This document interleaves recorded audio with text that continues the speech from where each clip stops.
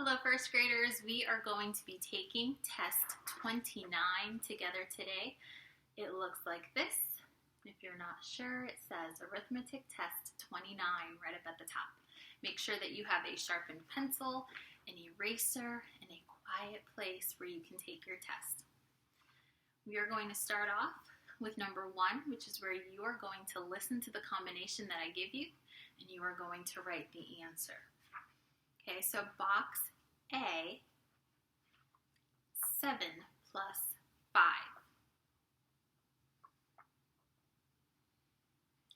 Box B, 6 plus 4. Box C, 12 minus 8.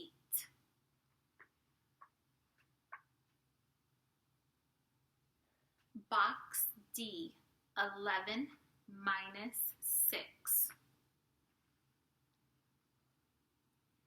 Okay, for box E and box F, the combinations are each going to have 3 numbers, so make sure that you listen to all 3 numbers before you write your answer.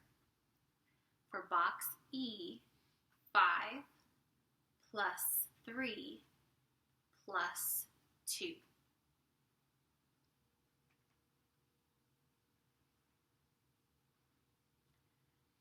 For box F, 12 minus 5 plus 2.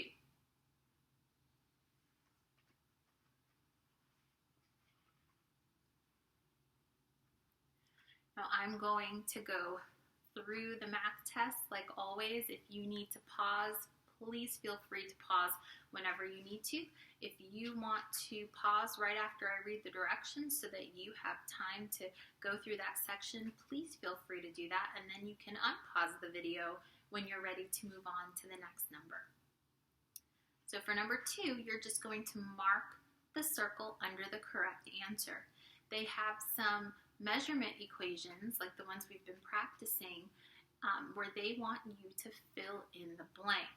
Okay, so they have, for example, the first one says 1 pound equals blank ounces. You're going to look at the answer choices that they've given you and pick the one that fits into the blank.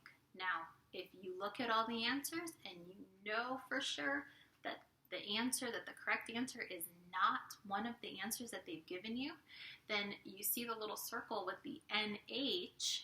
That NH stands for not here.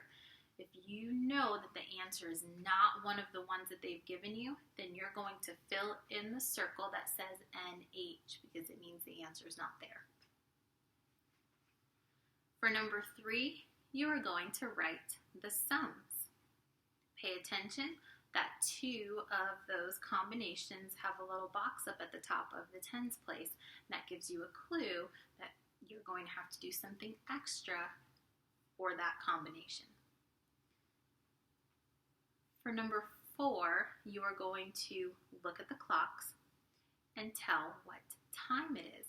So look at the clock, decide what time you see, and you're going to write the time underneath each clock.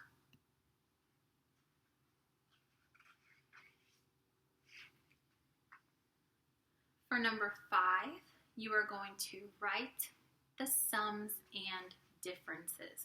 So when you see sums and differences, that means that there's adding and there's subtracting. So you have to pay very close attention to whether they're asking you to add or subtract so that your answer is correct. And then underneath, some of those combinations have adding and subtracting at the same time. So please take your time and pay attention to that. For number 6, you are going to count by ones to write the missing dates in the calendar. So we reviewed calendar this past week and we filled in the calendar for April. This is the exact same idea. They gave you the number 1 to start with. Now they want you to fill in the rest of the calendar that's there by counting by ones. For number 7, it's a story problem. I'm going to read it to you. The month of April had 12 rainy days. The month of March had 5 rainy days. How many more rainy days were in April than March? Remember, we know that when we see how many more in a story problem, it's always, always, always going to mean the same thing. Okay, so remember what we've talked about in the past. What does how many more mean? What are you going to do? And make sure that you fill in both answer boxes, that you don't leave either one of them blank. And the very last one, number 8, you are going to write greater than or less than. Look at the 2 numbers that they've given you, and you're going to write the symbol for either greater than or less than.